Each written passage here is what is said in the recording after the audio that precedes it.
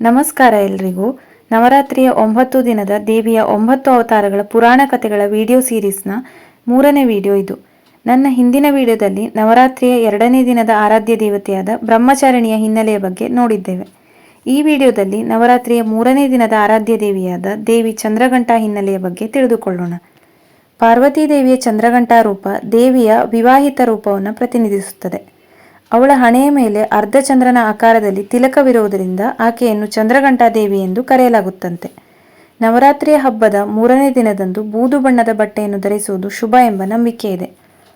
ನವರಾತ್ರಿಯ ದೇವಿಯ ಆರಾಧನೆಯ ಪ್ರತಿಯೊಂದು ದಿನಕ್ಕೂ ಅದರದ್ದೇ ಆದ ಬಣ್ಣಗಳಿವೆ ಎಂದು ಹೇಳ್ತಾರೆ. ಅದರ ಬಗ್ಗೆ ಕೂಡ ನಾನು ವಿಡಿಯೋವನ್ನು ಮಾಡಿ ಹಾಕಿದ್ದೇನೆ. ಡಿಸ್ಕ್ರಿಪ್ಷನಲ್ಲಿ ಅದರ ಲಿಂಕನ್ನು ಹಾಕಿರ್ತೇನೆ, ಮಿಸ್ ಮಾಡದೆ ನೋಡಿ. ಈಗ ಚಂದ್ರಘಂಟೆಯ ಪುರಾಣ ಕಥೆಯನ್ನು ನೋಡೋಣ.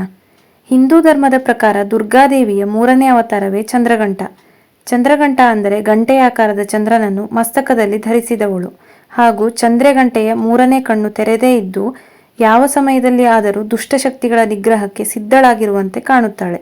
ಚಂದ್ರಗಂಟೆಯನ್ನು ಚಂದ್ರಿಕಾ, ರಣಚಂಡಿ ಎಂದು ಕೂಡ ಕರೀತಾರೆ. ಇವಳಿಗೆ 10 ಕೈಗಳಿದ್ದು 10 ಕೈಗಳಲ್ಲಿ ಶಸ್ತ್ರಾಸ್ತ್ರವನ್ನು ಹಿಡಿದುಕೊಂಡು ಸಿಂಹವಾಹಿನಿಯಾಗಿ ಆರಾಧಿಸುತ್ತಾಳೆ. ಹೊಸದಾಗಿ ವಿವಾಹವಾದ ಸ್ವರೂಪವನ್ನು ದುರ್ಗಾ ಮಾತೆಯ ಚಂದ್ರಘಂಟಾ ರೂಪದಲ್ಲಿ ತೋರಿಸಿದ್ದಾರೆ. ಹಿಮವಂತ ಹಾಗೂ ಮೈನಾದೇವಿಯ ಪುತ್ರಿಯಾಗಿ ಜನಿಸಿದ ಪಾರ್ವತಿಯು ಶಿವನನ್ನು ಪಡೆಯಲು ಕಠಿಣ ತಪಸ್ಸನ್ನು ಮಾಡ್ತಾಳೆ. ಪಾರ್ವತಿಯ ಕಠೋರ ತಪಸ್ಸನ್ನು ಮೆಚ್ಚಿದ ಶಿವನು ಮದುವೆಯಾಗಲು ಒಪ್ಕೊಳ್ತಾನೆ. ಇದರಂತೆ ಹಿಮವಾಹನನ ಅರಮನೆಯಲ್ಲಿ ಮದುವೆಯ ಏರ್ಪಾಟುಗಳು ನಡೆಯುತ್ತೆ.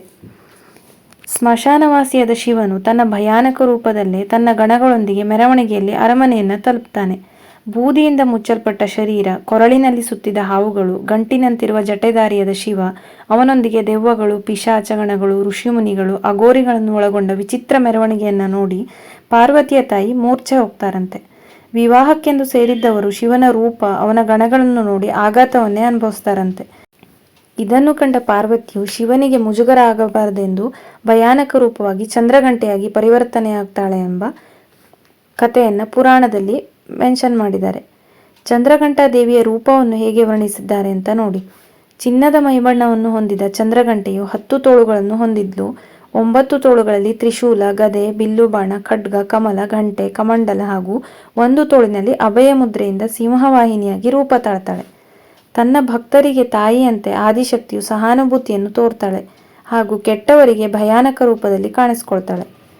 ಚಂದ್ರಘಂಟೆಯ ರೂಪ ತಾಳಿದ ಪಾರ್ವತಿಯು ಶಿವನಿಗೆ ಸುಂದರವಾದ ವರನ ರೂಪವನ್ನು ತಾಳಲು ಭಿನ್ನವಿಸ್ತಾಳಂತೆ. ಪಾರ್ವತಿಯ ಮಾತಿಗೆ ಒಪ್ಪಿದ ಶಿವನು ಸುಂದರ ರೂಪ ತಾಳಿ ಆಭರಣಗಳಿಂದ ಅಲಂಕೃತನಾಗಿ ಕಾಣಿಸ್ಕೊಳ್ತಾನಂತೆ. ಶಿವ ಹಾಗೂ ಪಾರ್ವತಿಯ ವಿವಾಹವು ಸಾಂಗವಾಗಿ ನೆರವೇರುತ್ತೆ. ಹೀಗೆ ಶಿವ ಹಾಗೂ ಪಾರ್ವತಿಯ ವಿವಾಹದ ದಿನವನ್ನು ನಾವು ಪ್ರತಿ ವರ್ಷ ಮಹಾಶಿವರಾತ್ರಿ ಎಂದು ಆಚರಿಸ್ತೀವಿ. ದುಷ್ಟರನ್ನು ಸಂಹಾರ ಮಾಡಲು ಸದಾ ಸಿದ್ಧವಾಗಿರುವ ಭಂಗಿಯಲ್ಲಿರುವ ಚಂದ್ರಘಂಟೆಯ ಘಂಟಾನಾದದಿಂದಲೇ ಸಾವಿರಾರು ಅಸುರರು ನಿರ್ನಾಮವಾದರು ಎಂಬ ಉಲ್ಲೇಖ ಇದೆ. ಈಕೆಯ ಕೃಪೆಯಿಂದ ಭಕ್ತರ ಎಲ್ಲ ಪಾಪಗಳು, ಕಷ್ಟಗಳು, ದೈಹಿಕ ನೋವು, ಮಾನಸಿಕ ತೊಂದರೆಗಳು ನಿವಾರಣೆಯಾಗುತ್ತವೆ. ಸಿಂಹವಾಹಿನಿಯಾದ ಈಕೆಯು ಭಕ್ತರಲ್ಲಿ ನಿರ್ಭಯತೆಯನ್ನು ಮೂಡಿಸುತ್ತಾಳೆ ಎಂದು ಪುರಾಣಗಳಲ್ಲಿ ಹೇಳಿದ್ದಾರೆ. ಇದು ನಾನು ತಿಳಿದುಕೊಂಡಿರುವ ಚಂದ್ರಘಂಟಾ ದೇವಿಯ ಹಿನ್ನೆಲೆಯಾಗಿದೆ. ಮುಂದಿನ ವಿಡಿಯೋದಲ್ಲಿ ನವರಾತ್ರಿಯ 4ನೇ ದಿನದ ಆರಾಧ್ಯ ದೇವಿಯಾದ ಕೂಷ್ಮಾಂಡ ಅವತಾರದ ಹಿನ್ನೆಲೆಯನ್ನು ನೋಡೋಣ. ವಿಡಿಯೋವನ್ನು ನೋಡಿದ್ದಕ್ಕಾಗಿ ಧನ್ಯವಾದಗಳು.